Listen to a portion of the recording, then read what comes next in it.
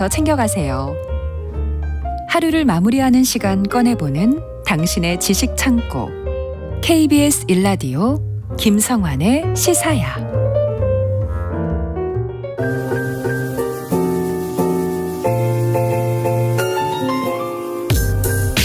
흥미로운 미술의 세계로 안내해드리겠습니다. 미술랭 가이드. 네, 오픈 갤러리 홍지혜 디렉터와 함께합니다. 안녕하세요. 네, 안녕하세요. 네, 이 귀로 듣는 예술, 귀로 듣는 미술, 기대되는데요. 오늘 어떤 얘기 해주실 건가요? 진행자님 혹시 이런 이야기 들어보셨어요? 예술은 사기다. 전 사기라도 좀 잘 치고 싶습니다. 예술 참 그림 그리기 어려운데요. 네, 예술이 뭐냐는 기자의 질문에 고 백남준 작가가 했던 말인데요. 이 말을 좀 더 정확히 옮기자면 원래 예술이란 반은 속이고 반이 속는 사기다. 사기 중에 고등 사기다. 대중들을 고등사기? 얼떨떨하게 만드는 게 예술이다라고 했는데요. 실제로 이 말은 예술이란 전위적인 실험을 통해서 그러니까 과거의 낡은 규칙과 기준을 파괴하고 새로운 시각을 제시한다는 뜻인데요. 이를테면요. 백남준과 함께 활동했던 음악가 존 케이지는 4분 33초라는 작품에서 피아노 앞에 가만히 앉아서 4분 33초로 맞춘 타이머 시간이 다 흘러가면 아무 연주도 안 한 채로 꾸벅 인사를 하고 나오는 일이 있었고요. 그러니까 피아노 앞에만 4분 33초 앉아 있다가 그냥 끝나니까 그 작품이 바로 4분 33초라는 피아노 곡입니다.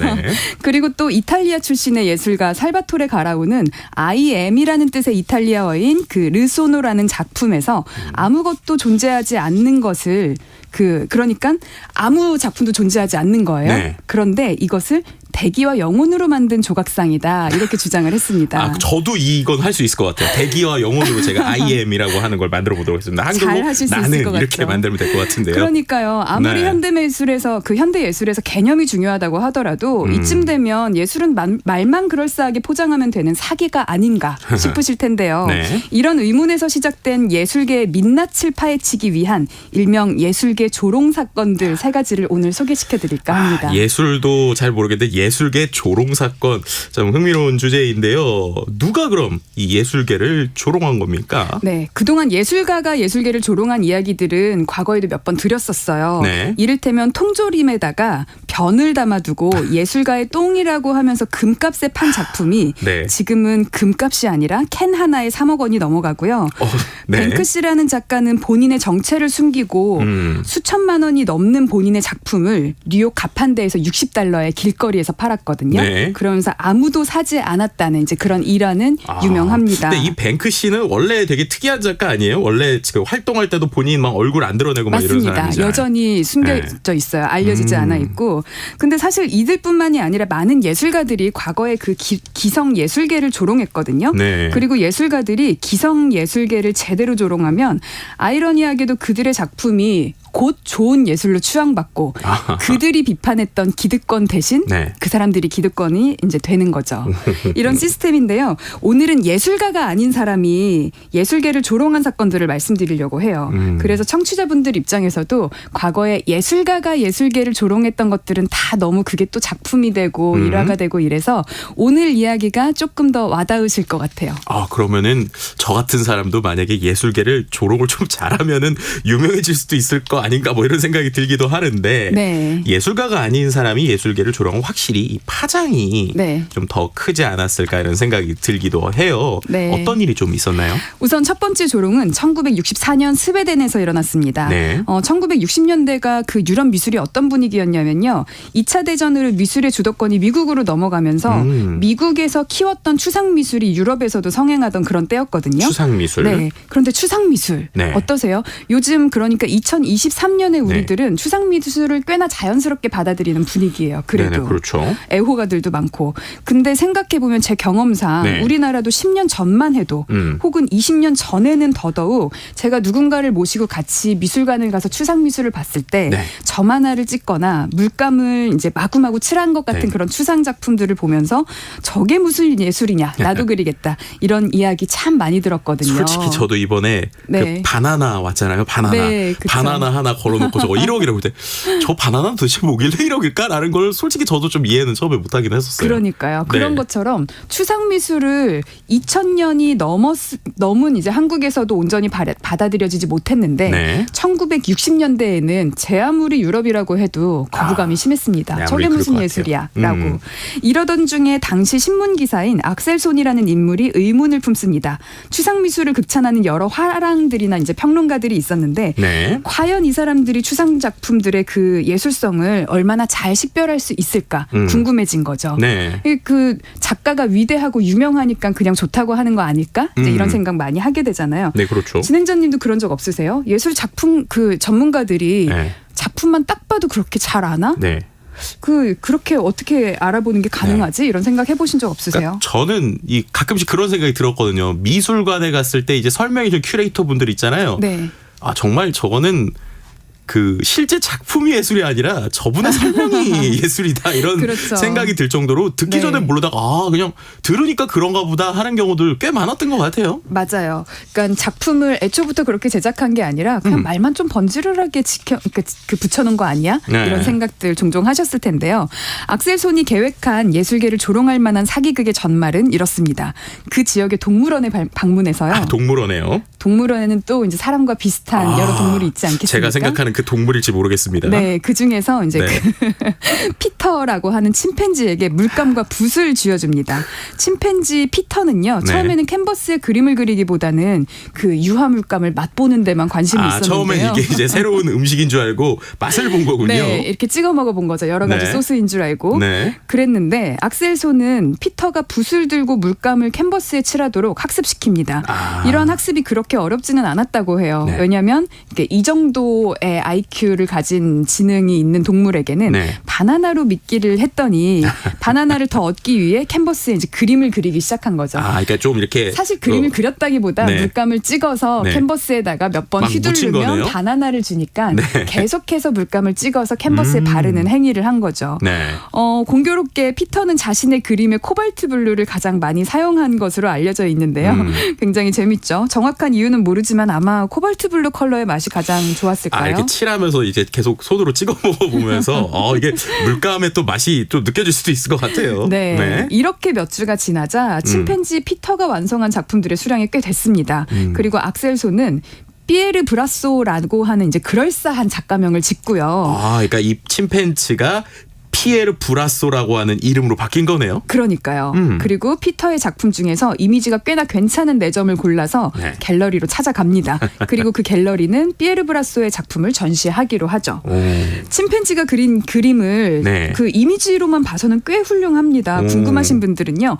피에르 브라소라고 검색을 해보시면요. 검색창에 네. 이제 검색을 하면 아마 우리 집에 걸어도 꽤 멋지겠다라고 생각하실 것 같아요. 근데 이제 그 피에르 브라소의 개인전에 방문한 예술계 인사들의 반응이 어땠냐면 네. 와, 이전까지 전혀 알려지지 않았던 이 재능 있는 예술가가 어떻게 나타난 거냐, 과거에 뭐 했냐, 뭐 하다 이제 나타난 거냐 하면서 다들 궁금해했죠. 그리고 스웨덴의 평론가 앤더버그는요, 이렇게 말했습니다. 그의 붓질은 거칠면서도 매우 깔끔하다. 마치 춤추는 발레리나 같은 느낌을 준다. 야. 그런데요, 이 그림을 그린 것이 다름 아닌 침팬지였다는 진실이 밝혀지고 이제 여러 평론가들의 반응이 어땠을까요? 소위 우리가 이제 이불킥이라고 하잖아요. 자다가도 그러니까요. 이불을 빵 차고 싶을 정도로 네. 내가 이렇게 동물의 그걸 평론했다고 참 민망했을 것 같은데 근데 맞아요. 실제로 평론가분들 어떠셨어요? 화내셨어요? 아니면 잠수 타신 거 아니에요? 보통은 대부분의 평론가들이 네. 창피해하거나 분노했다고 하는데요. 날 조롱했구나, 날 기만했다라고. 네. 근데 그 가장 극찬했던 평론가 앤더버그는요. 네, 아까 말씀해 주신 앤더버그. 침팬지가 그렸더라도 예술성이 뛰어난 작품이다라고 하면서 자신의 신념을 계속 고수했다고 합니다. 사실 말이 안 되는 행동이죠. 그러니까요. 왜냐하면 미술 활동이요. 형상을 재현해내는, 그러니까 똑같이 따라 그리는 거에서 어느 순간부터 이제 벗어나는 흐름이 있었는데 네. 그러면서는 그 작품의 개념, 그러니까 의도 이런 게 중요해지거든요.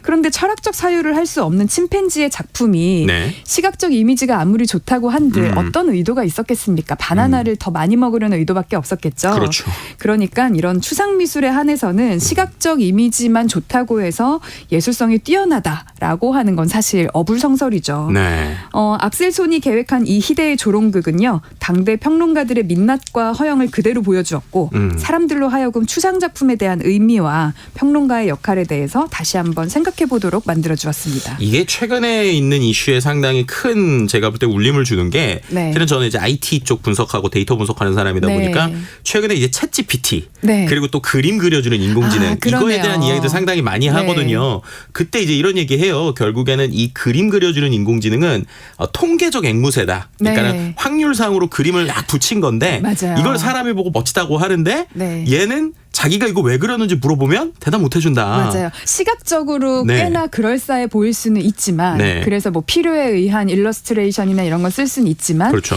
예술 작품이 갖는 보통은 사람들이 생각하는 작가의 의도 네. 이런 면에서는 사실 조금 배제가 되어 있기는 하죠. 그러니까요. 왠지 뭐 짜릿한 기분이 들기도 하고 뭐 그런데 요즘에 이 그림 그리는 인공지능은 그럼에도 불구하고 사람들이 예술과 상관없이 막 그리고 실험하고 하고 있는데 네. 이 침팬지 아까 네. 말씀해 주셨던 이 침팬지는 그 이후에는 어떻게 그림을 그리고 있나요? 안 그렸나요?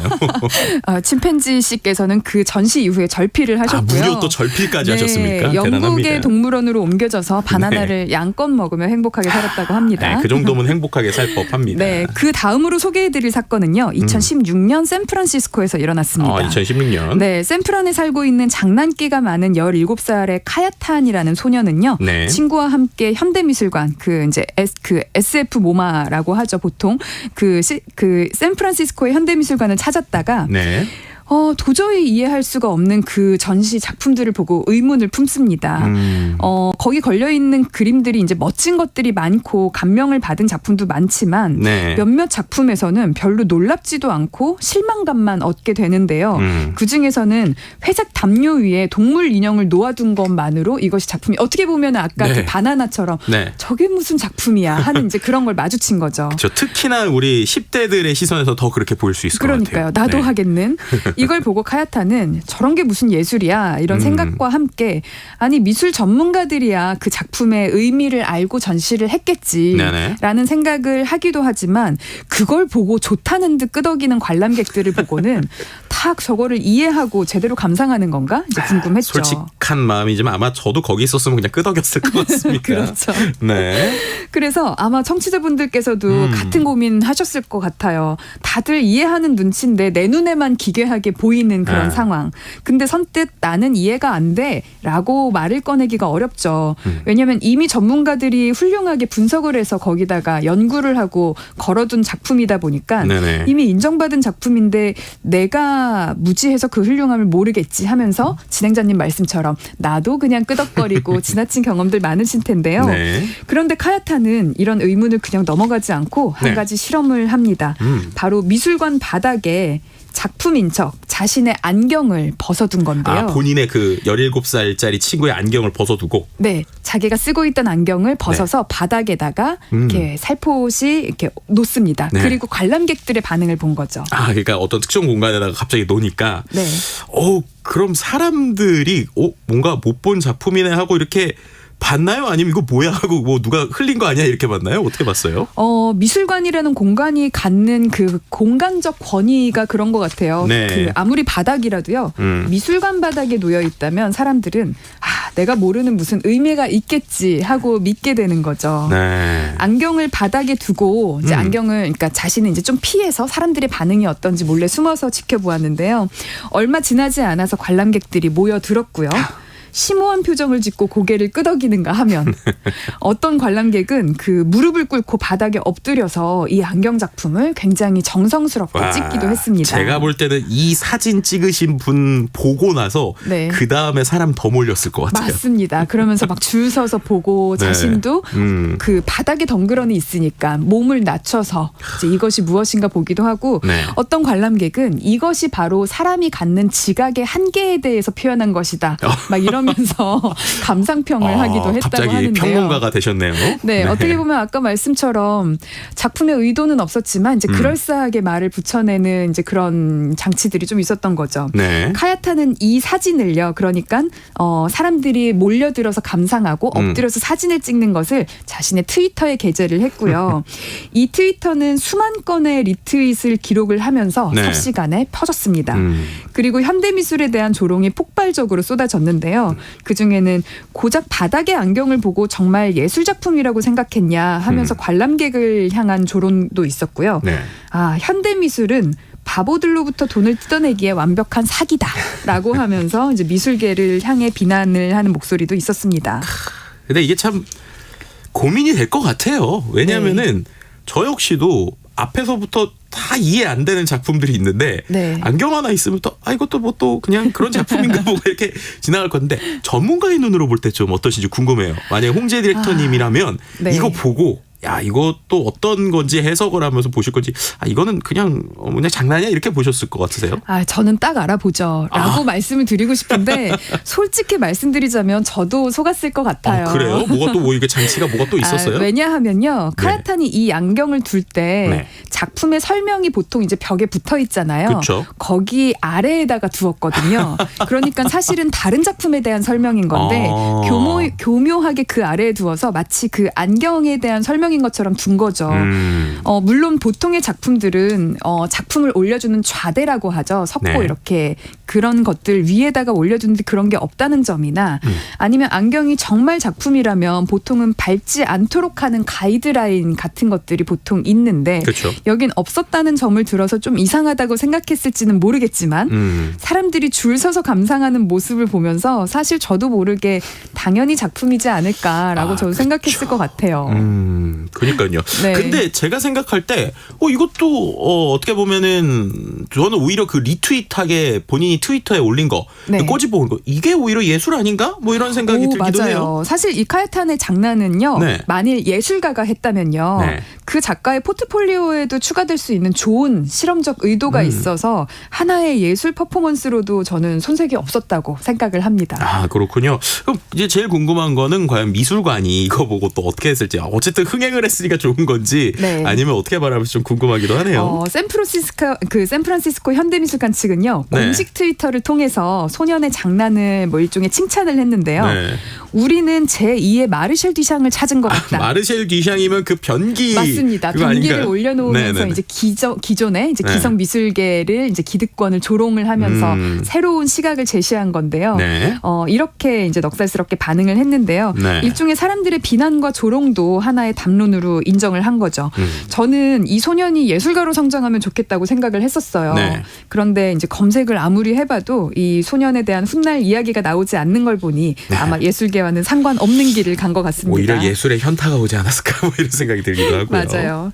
자, 그러면 네. 미술계 조롱 사건 마지막 세 번째 이야기로 넘어가 볼까요? 흥미진진합니다. 네, 이 사건은요. 2011년 선물 가게를 지나야 출구라고 하는 영화를 통해서 알려졌습니다. 네. 이 영화의 감독이 뱅크시예요. 네. 뱅크시. 뱅크시가 얼굴 영화, 없는 네, 작가. 다큐멘터리도 제작을 네. 한 적이 있는데요.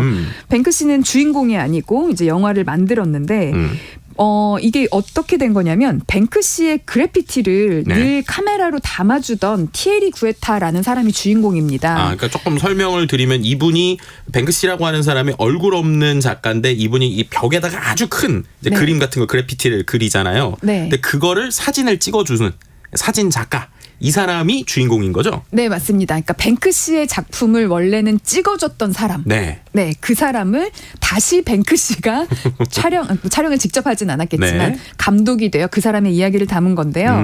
티에리는 원래 구제 옷장서를 하던 사람이었어요. 네. 독특한 취미 혹은 뭐 능력이라면 능력이 하나가 있다면 세상의 모든 것을 캠코더로 기록하려는 습성이 있는 사람이었는데 강박적으로 네. 그러다가 그래피티를 하는 사촌을 따라다니면서 거리 예술 이제 그런 그래피티라고 하는 것들을 찍게 됩니다. 네. 그러면서 뱅크시도 만나게 되고요. 사실 뱅크시는 얼굴 없는 작가이기 때문에 누군가가 자신을 기록하는 거를 허용하지 않는데 이 티에리가 모든 사람들의 것을 작게 담고 이러는 모습들을 보면서 네. 신뢰를 인정받아서 그래 나중에 뭐 나에 대한 다큐도 만들고 그래 네가 찍어라 하고 허용을 하면서 네. 뱅크시의 작품 활동도 캠코더에 담을 수 있게 되는데요. 이와는 별개로요. 여러 거리 예술가들을 보다 보니까 티에리가 생각하기에 왠지 나도 할 수 있을 것만 같은 거예요. 네. 왜냐하면 그래피티의 종류 중에는 락카로 직접 그림을 그리는 방식 이외에도 네. 빠르게 벽에 이미지를 새기기 위해서 미리 종이에다가 프린트를 해두고 그 프린트한 종이를 벽에 붙이는 방식도 있거든요. 그러니까 우리가 마치 이제 가짜 그 뭐라고 하죠? 문신하는 것처럼. 판박이처럼. 네, 판박이처럼. 맞아요. 판박이처럼 네네네. 종이를 가져가서 풀을 이용해서 붙이는 방식이 있는데 네네. 티에리는 자신이 락카로 멋있게 그래피티를 그릴 수는 없지만 저렇게 프린트해서 그리는 건 나도 할 수 있을 것 같은데 하면서 네. 심지어 예술가한테 자신의 얼굴을 그려달라고 하고 그것도 본인이 그린 게 아니라 내가 못 그리니까요. 그거를 또 인쇄를 해서 네. 거리에 붙이기 시작을 합니다. 자기가 그린 것도 아닌 걸 인쇄해서 네. 거리에 붙이기 시작을 했다는 거예요. 네. 그러던 와중에 뱅크시가 티에리에게 이제 내 다큐를 만들어야겠어. 그러면서 네. 그동안 찍은 녹화본 좀 줘봐라고 얘기를 하는데요. 티에리가 강박적으로 캠코더에 기록만 할 줄 알았지 편집은 못하는 거예요. 또 편집은 못했어요. 네, 그 다큐멘터리 감독적인 성향이 있는 건 아니니까요. 네. 그래서 어렵게 1시간짜리 영상을 만들어서 뱅크시에게 보여주지만 네. 뱅크시는 안 되겠다. 편집 내가 직접 해야겠네라고 하면서 자신의 다큐를 만들기로 합니다. 네. 그리고 엉망으로 쌓여 있는 그렇지만 모든 것이 촬영되어 있는 티에리의 기록물을 가지고 이제 직접 편집을 하기 위해서 네. 티에리에게 너 더 이상 촬영하지 말고 네 작업실에 있는 이런 것들 좀 내가 쓸 테니까 네. 딴 데 좀 가 있어라고 하는 말을 네. 애둘러서 그 딴 데 가서 그래피티도 좀 하고 뭐 전시도 좀 하고 있어봐. 네. 그동안 내가 편집을 좀 해볼게라고 애둘러 말을 하는데 티에리가 이 말에 용기를 얻어서 일을 저질러 버립니다. 그러니까는 이제 잠깐 옆에 가 있어 이거였는데 네. 야, 그래피티나 해 이러니까 그 전문가가 나의 그래피티를 인정한 거야? 라고 그러니까요. 이제 생각을 했나 봐요. 네, 그래서 티에리가요 기존의 이미지를 컴퓨터로 편집하고 살짝 왜곡한 뒤에 네. 거기에 스프레이로 대충 칠해가지고 자신의 작품이라고 이제 만드는데요. 티에리가 생각하기에 예술은 세뇌라고 생각을 했대요. 세뇌. 네, 그래서 본인의 필명도 세뇌라는 뜻의 미스터 브레인워시로 짓고 전시회를 준비를 하는데요. 놀라운 반전이 일어납니다. 자신이 예술 활동을 기록하며 도움을 줬던 그 거리 예술가들에게 네. 나 이제 전시회 열 거니까 코멘트 하나만 부탁해. 그 책의 서평처럼요. 네. 그런 거를 부탁을 했는데 그중엔 뱅크시도 있었거든요. 근데 뱅크시가 별 생각 없이 대충 써서 보냈는데 티에리는 뱅크시의 코멘트를 대형 현수막으로 만들어서 걸고 대대적으로 홍보를 합니다. 네. 이 코멘터리는요. 그는 자연의 힘이고 경이롭다. 좋은 뜻으로 말한 건 아니다. 사실은 찬사가 아니었는데 네. 뱅크시가 슈퍼스타잖아요. 뱅크시의 코멘트를 얻은 신예 작가의 전시회다 보니까 첫 전시가 소위 대박이 납니다. 작품이 불티나게 팔렸어요. 요즘에 그 넷플릭스에 비슷한 뭐 이렇게 SNS 셀럽들 성장하는 이런 그 드라마가 나왔는데 네. 거기에 보면 딱 유명한 사람들이랑 같이 사진 한 장 찍은 거 네. 이걸로 갑자기 팔로워가 같이 늘어가지고 유명세가 유명이 되는 높아지는. 이런 거랑 비슷한 거 아닌가. 근데 그런데 티에리 행보가 좀 의도를 갖고 조롱했다라고 보긴 좀 어렵지 않나요? 티에리가 조롱의 의도를 갖고 전시회를 했던 건 아니지만요. 사실상 이 영화를 보면요. 티에리 작품 활동이 얼마나 조악하고 별거 아니었는가를 알게 돼요. 네. 이 영화는 이제 픽션이 아니라 다큐라서 연출하지 않은 실제 상황이 나오는데 티에리가 작품을 만드는 과정을 보면 너무 대충 만들어서 좀 실수가 나와요. 그래서 예술적인 면모가 전혀 없는 티에리가 네. 현대미술을 우습게 보고 나도 할 수 있겠다라고 생각하는 그런 장면을 보면서 사실은 이 티에리가 되게 위대해 보일 수도 있거든요. 이렇게 소위 말해서 굉장히 떴으니까 네. 떠오르는 신인처럼 보일 수도 있는데 얼마나 별게 아니었는지 이제 그 환상을 깨버린 거죠. 그렇군요. 게다가 애초에 뱅크시가 이 다큐에서 본인의 작품 활동을 담으려다가 마음을 바꿔서 티에리를 주인공으로 설정하기로 했다 그랬잖아요. 아마 이 영화가 없었다면 사람들은 티에리와 뱅크시의 관계가 아까 이제 지금 설명해 주신 그런 드라마처럼 잘 나가는 예술가들끼리의 교류라고 생각했을지도 몰라요. 그래서 저는 그런 면에서 예술가가 아니었던 티에리와 예술계의 스타인 뱅크시가 합작으로 만들어낸 조롱이라는 생각이 듭니다. 그렇군요. 참 다양한 형태로 예술을 조롱한 오늘 또 재미있는 이야기들 들을 수 있었던 시간인 것 같습니다. 미술랭 가이드 오늘 시간 마무리하도록 하겠습니다. 오픈 갤러리의 홍지혜 디렉터님 함께했습니다. 감사합니다. 네, 감사합니다. 네. 김성환의 시사야 오늘 순서 이제 여기서 마치도록 하겠습니다. 모바일 쿠폰 당첨자는 홈페이지 공지사항에서 확인하실 수 있습니다. 오늘 이렇게 처음으로 제가 진행을 하게 됐는데 또 응원해 주시고 또 문자 주시고 또 이렇게 유튜브로도 함께 해주셔서 감사드립니다. 편안한 밤 되시고요. 저는 내일 같은 시간에 찾아뵙도록 하겠습니다. 지금까지 빅데이터 전문가 김덕진이었습니다. 감사합니다.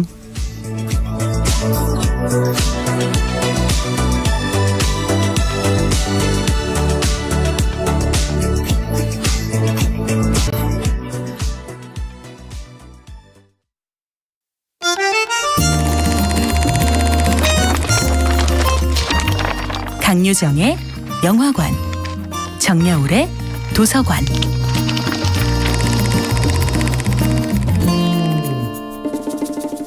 안녕하세요. 무심히 지나쳤던 영화를 돌아보며 삶의 마디를 짚어보는 평론가 강유정의 영화관입니다. 오늘은 드니 빌레브 감독의 영화 컨택트와 함께 하겠습니다. 떠오르는 기억들은 루이스가 현재 일들을 해결해 가는데 큰 도움이 됩니다.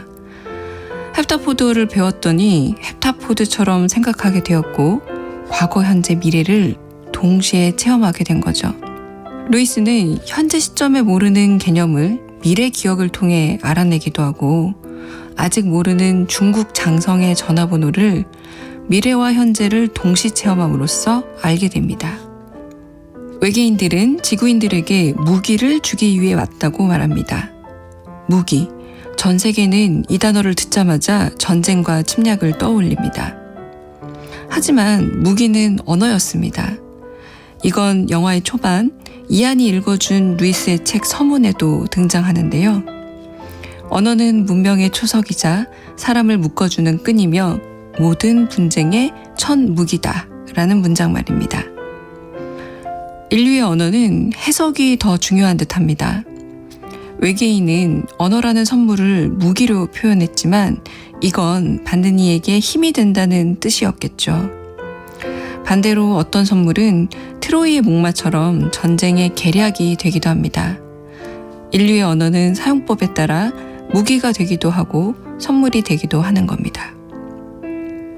컨택트는 얼핏 보면 평범한 SF처럼 보입니다. 독특한 외계인의 모습이나 우주 비행선으로 눈길을 사로잡는 그런 외계인 침략 SF처럼 말이죠. 하지만 컨택트는 운명과 자유의지라는 좀 더 본질적인 문제를 묻고 있습니다. 우리는 직선적인 시간 속에 미래를 모른 채 살아갑니다. 오늘의 행위가 내일의 결과로 나타나리라 믿고 살아가는 거죠. 미래에 불행이 있을지 행운이 따를지 모른 채 우리는 오늘이란 시간을 보냅니다.